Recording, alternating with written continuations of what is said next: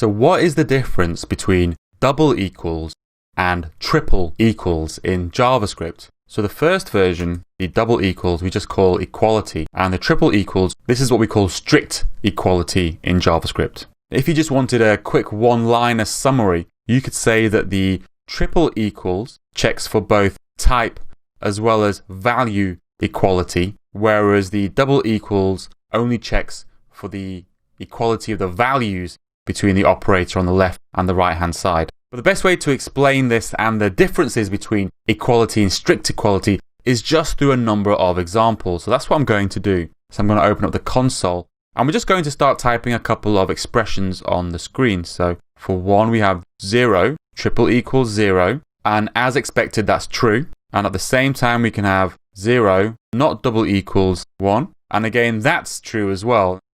And again, if we type 0 double equals 0, that's true. And again, 0 not equals to 1, again, that's true. So the above is as expected and works even if we use double equals or triple equals. But things get tricky when we start checking other values. So let me check a couple of other things here. Let's start off with this one. So empty string double equals the string 0.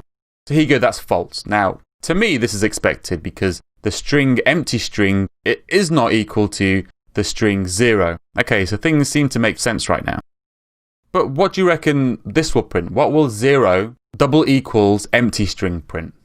Well, it's a true. Things are starting to get a little bit strange. And let's try another one. So let's try 0 is equal to the string 0. What do you reckon this will print? And again, it's true. So things are starting to get a little bit weird, a little bit strange when one value is of one type and another value is of another type. So let's see what happens when we use the strict equality operator. So 0 triple equals empty string is false, and 0 triple equals the string 0 is again false. And that's because with the triple equals, if both the values on either side of the equals operator are different types, it will always be false. Always, always, always be false. Only if the values are the same and the types are the same will the triple equals return true. So if that's what's going on with strict equality with triple equals, what's going on when we do double equals, such as this? Now with double equals, what JavaScript tries to do is intelligently tries to figure out a way of converting both those values so they are of the same type. So in this specific example, what it does is it tries to convert the number on the left-hand side into a string because it's detected that the right-hand side is a string.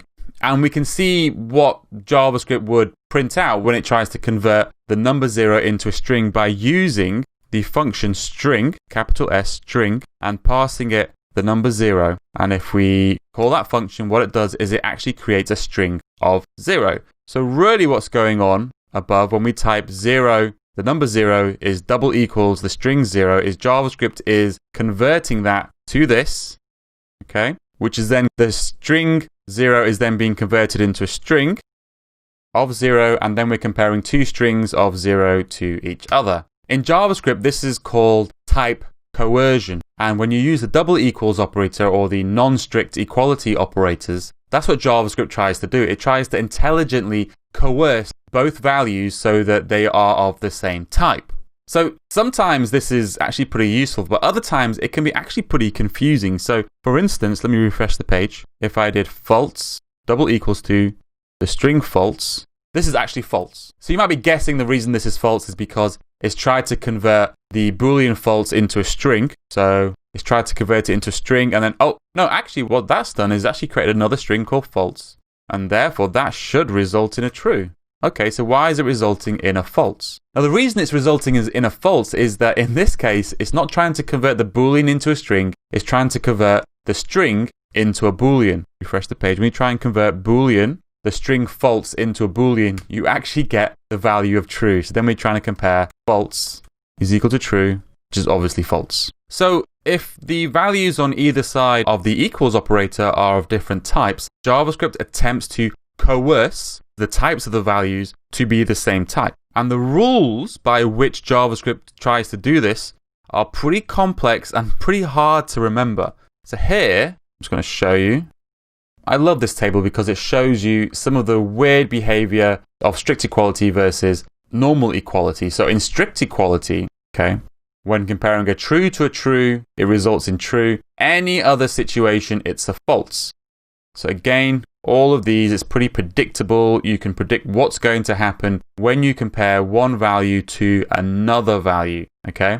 But when you start using the non-strict equality operator, you can see things get a little bit messy. So it still matches the strict equality operator. If something is equals in the strict equality operator, it will still be equals in the normal equality operator, which you can tell by looking at the green squares. The green squares of the strict equality operator are same as the green squares in the normal equality operator. But you can see the normal equality operator has far more green squares, and you'll have to memorize all of these. So you can see here that the string -1 is equal to the number -1. You can see that false is equal to the string 0, also the string empty string, also the number 0.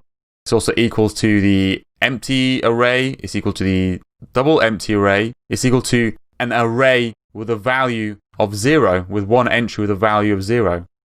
So in JavaScript, when it comes to equality, it's much better to use a strict equality operator. It's much more predictable what the strict equality operator will do in given circumstances. Whereas with the non-strict equality operator, it's much harder to predict exactly how it's going to behave. Well, it is easy to predict, actually. You just have to look at this table. But who wants to look at this table all the time?